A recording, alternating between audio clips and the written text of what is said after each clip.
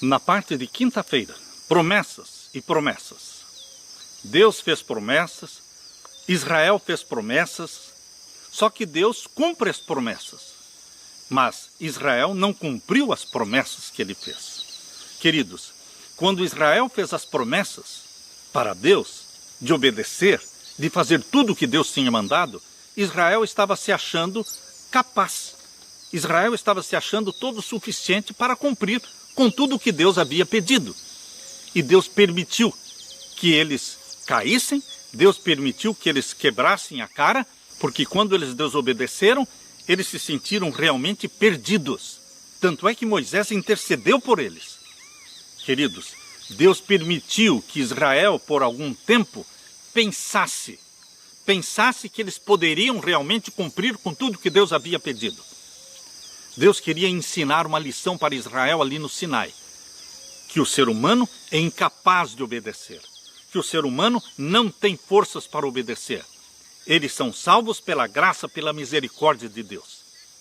Mas que os salvos em Jesus Cristo podem sim obedecer, porque Deus lhes dá poder. Por isso, queridos, Deus deixou registrado na Bíblia, Êxodo 19, verso 8. Então todo o povo respondeu a uma voz, e disseram, tudo o que o Senhor tem falado, faremos. E relatou Moisés ao Senhor as palavras do povo. Queridos, presunçosamente, eles disseram, tudo o que o Senhor tem falado, faremos. Será que eles cumpriram com esta promessa? Não. Quando eles fizeram esta promessa, Deus já sabia que eles não iam cumprir, porque Deus conhece o futuro. Deus permitiu que por algum tempo eles pensassem que eles podiam, sim. Quando Israel fez esta promessa, não estava pensando na sua insuficiência, na sua pecaminosidade e que eles não poderiam cumprir com tal conserto. E Deus permitiu que eles caíssem, fossem humilhados, para que eles conseguissem entender a graça divina. Por isso, esta promessa, tudo o que o Senhor tem falado, faremos, ela se repete de novo em Êxodo capítulo 24, verso 3. Aqui nós lemos de novo. Vindo, pois, Moisés e contando ao povo todas as palavras do Senhor e todos os estatutos, então o povo respondeu a uma voz e disseram, todas as palavras que o Senhor tem falado, faremos. De novo. E agora no verso 7. E tomou o livro do concerto e o leu ao ouvido do povo, e eles disseram, tudo o que o Senhor tem falado, faremos e obedeceremos. Será que eles fizeram? Será que eles obedeceram? Não. Não fizeram, não obedeceram. Eles caíram em pecado, eles fizeram um ídolo para adorarem, um bezerro de ouro. Eles estavam sem roupa, dançando ao redor daquele bezerro de ouro. Quando Moisés desceu do monte com as 2 tábuas de pedra, com os 10 mandamentos, o povo estava corrompido. Queridos, eles deveriam ser mortos, porque eles não cumpriram com a parte deles no concerto. Deus queria que eles entendessem e sentissem a sua pecaminosidade, sentissem a sua insuficiência. A salvação não vem de nós. Nós não temos forças para obedecer. A salvação é um ato de Deus, ela vem de fora, ela vem de cima. E depois de salvos em Jesus Cristo, gerados pelo Espírito Santo, é que vamos ter a natureza santa de Jesus, uma natureza que ama a obediência. Eu convido você agora para ler Romanos capítulo 9, verso 31. Romanos capítulo 9 e o verso 31. Aqui nós lemos. Mas Israel, que buscava a lei da justiça, não chegou à lei da justiça, porque estavam buscando a lei da justiça. Verso 32. Por quê? Porque não foi pela fé, mas como que pelas obras da lei, tropeçaram na pedra de tropeço. Eles estavam pensando que sem Jesus Cristo eles poderiam obedecer. Ninguém consegue obedecer. Nós precisamos de um Salvador. Esta pedra de tropeço é Jesus Cristo. Você tem que cair sobre esta pedra. Quando você cai sobre esta pedra, ela deixa de ser uma pedra de tropeço. Porque você, ao cair sobre a pedra que é Jesus Cristo, você é convertido. Você é renovado. Você é salvo. E aqui o verso 33 diz, como está escrito: eis que eu ponho em Sião uma pedra de tropeço e uma rocha de escândalo. Para Israel, Jesus Cristo foi pedra de tropeço e rocha de escândalo, porque Israel como nação rejeitou Jesus, não aceitou o Messias. Foram eles que clamaram: crucifica-o, crucifica-o. Rejeitaram a salvação. E queridos, aqui diz: e todo aquele que crer nela não será confundido. Mas Israel não creu nesta pedra, que é Jesus Cristo. Jesus Cristo se tornou para eles realmente uma pedra de tropeço, uma rocha de escândalo. Até hoje, eles têm vergonha de Jesus Cristo. Eles não admitem que aquele Jesus Cristo seja o Messias. O convite de Deus para você não é você tropeçar na pedra. O convite de Deus é que você caia sobre a pedra e se desmanche e seja convertido.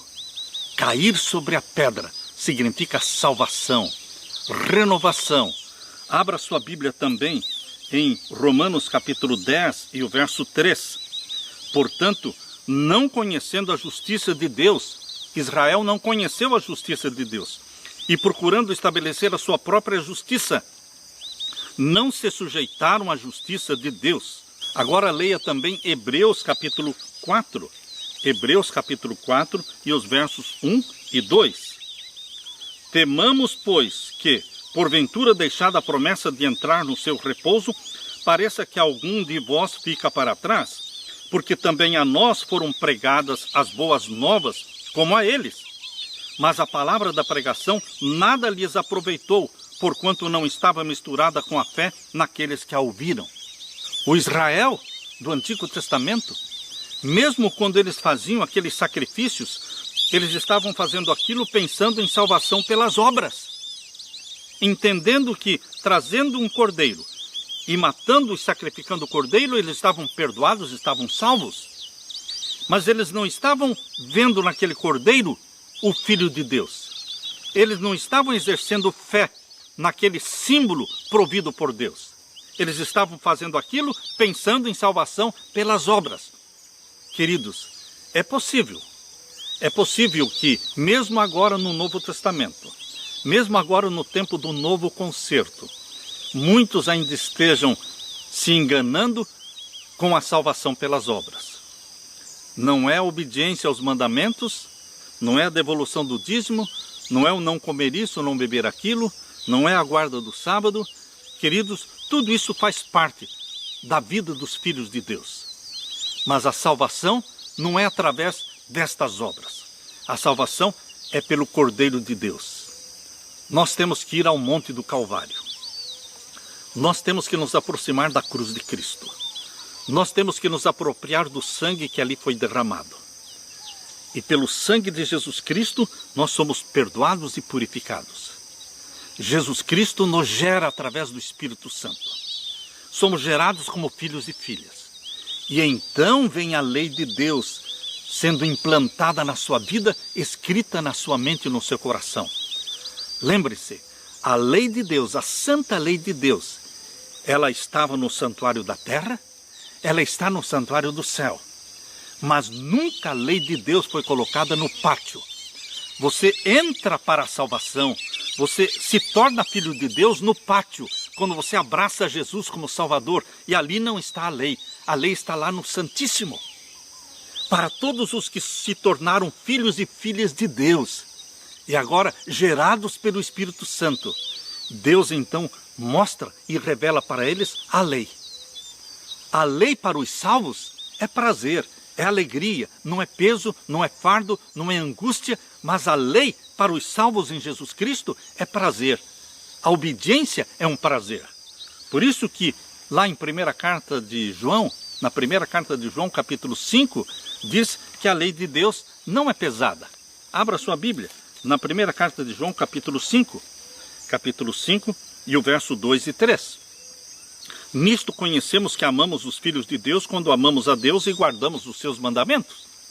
A guarda e a obediência aos mandamentos de Deus, isto é o que João está falando. E agora no capítulo 5 de 1 João, verso 3, diz: porque este é o amor de Deus, que guardemos os seus mandamentos. E os seus mandamentos não são pesados. Ao contrário de Israel, que disse: tudo o que o Senhor tem falado, faremos. Simplesmente isso. O Senhor falou e nós cumprimos. Nós vamos fazer isto. Queridos, isso é impossível. Ao contrário de Israel, nós precisamos falar o que Paulo fala aos Filipenses, capítulo 4 e o verso 13. O que Paulo fala aqui aos Filipenses, capítulo 4 e o verso 13, diz assim: posso todas as coisas em Cristo que me fortalece. Ah, queridos, é diferente. Quando nós falamos para Deus tudo que o Senhor tem falado, pela graça do nosso Senhor Jesus Cristo, faremos. É exatamente o que Paulo está falando aos Filipenses 4,13. Eu posso todas as coisas em Cristo que me fortalece. Está certo isso, meus queridos? Em Cristo que nos fortalece, nós podemos todas as coisas. Não está certo você que ama Jesus Cristo, você que se entregou a Jesus Cristo, continuar falando: eu não posso, eu não posso, eu não posso. Se você tem a Jesus Cristo, você tem o poder de Deus, que habita em você, o Espírito Santo. E você pode todas as coisas em Cristo que te fortalece. Eu convido você agora para abrir a Bíblia em Hebreus capítulo 8. Hebreus capítulo 8 e o verso 13. Aqui nós lemos Hebreus capítulo 8 e o verso 13. Dizendo: o novo concerto envelheceu o primeiro. Ora, o que foi tornado velho e se envelhece, perto está de acabar. O velho concerto se referia ao santuário terrestre. Todo o sistema, todo o ritual do santuário terrestre. Ele deixou de existir, porque Deus inaugurou o novo concerto. O novo concerto tem como base o santuário celestial. Tudo o que existia no santuário terrestre, existe no santuário celestial. Mas, queridos, no novo concerto, nós não trabalhamos com animaizinhos, sacrifício de animais. É o sacrifício do Filho de Deus, o Cordeiro de Deus que tira o pecado do mundo. E o novo concerto tem como base o sangue de Jesus Cristo, não o sangue dos animais. Por isso nós lemos aqui em Hebreus capítulo 9, verso 1. Ora, também o primeiro, ou seja, o velho concerto, tinha ordenanças de culto divino e um santuário terrestre. E o novo concerto também tem ordenanças e tem um santuário, que não é o terrestre, é o santuário celestial. No santuário celestial, a salvação é pela graça, assim como no santuário terrestre. A graça no sangue do Cordeiro. Você é salvo pelo sangue de Jesus Cristo. Isto está revelado aqui em Hebreus capítulo 9, verso 11. Mas vindo Cristo, o sumo sacerdote dos bens futuros, por um maior e mais perfeito tabernáculo, não feito por mãos, isto é, não desta criação, nem por sangue de bodes de bezerros, mas por seu próprio sangue, entrou uma vez no santuário, havendo efetuado uma eterna redenção. E agora diz aqui no capítulo 9, verso 24, porque Cristo não entrou num santuário feito por mãos, figura do verdadeiro, porém no mesmo céu, para agora comparecer por nós perante a face do Pai. Queridos, no santuário celestial, Jesus é tudo. Jesus é o Cordeiro de Deus, Jesus é o nosso mediador e Jesus Cristo é o juiz que está oficiando o juízo desde 1844. Jesus Cristo no santuário celestial, ele é tudo. Jesus é tudo para você, Jesus é tudo para nós. Eu quero terminar lendo para você Hebreus capítulo 4 e o verso 14. Aqui diz: visto que temos um grande sumo sacerdote, Jesus, Filho de Deus, que penetrou nos céus, retenhamos firmemente a nossa confissão. Diariamente confessando os pecados, diariamente recebendo perdão. Porque não temos um sumo sacerdote que não possa se compadecer das nossas fraquezas, porém um que, como nós, em tudo foi tentado, mas sem pecado. Ele nunca pecou, por isso ele morreu pelos nossos pecados. E não ficou morto, ele ressuscitou, ele subiu ao céu e ele vai voltar. Por isso o verso 16 diz: cheguemos, pois, com confiança ao trono da graça. Trono da graça é a nossa salvação. Queridos, a graça existe desde o Jardim do Éden. A graça divina é a causa da nossa salvação. Cheguemos-nos, pois, com confiança aonde? Ao trono da graça, para que possamos alcançar misericórdia e achar graça a fim de sermos ajudados em tempo oportuno. Cheguemo-nos ao trono da graça e deixemos que a graça divina nos cubra, que o sangue de Jesus Cristo nos purifique, que você seja batizado pelo Espírito Santo, que você seja renovado, restaurado, que em Jesus Cristo você alcance a bênção da salvação, a graça divina, a graça eterna, uma graça que não conseguimos entender tudo quanto ela significa, mas nós estamos sendo presenteados por Deus por esta graça. Deixo com você a graça de Jesus, a paz de Jesus. É em nome de Jesus que eu peço. Amém.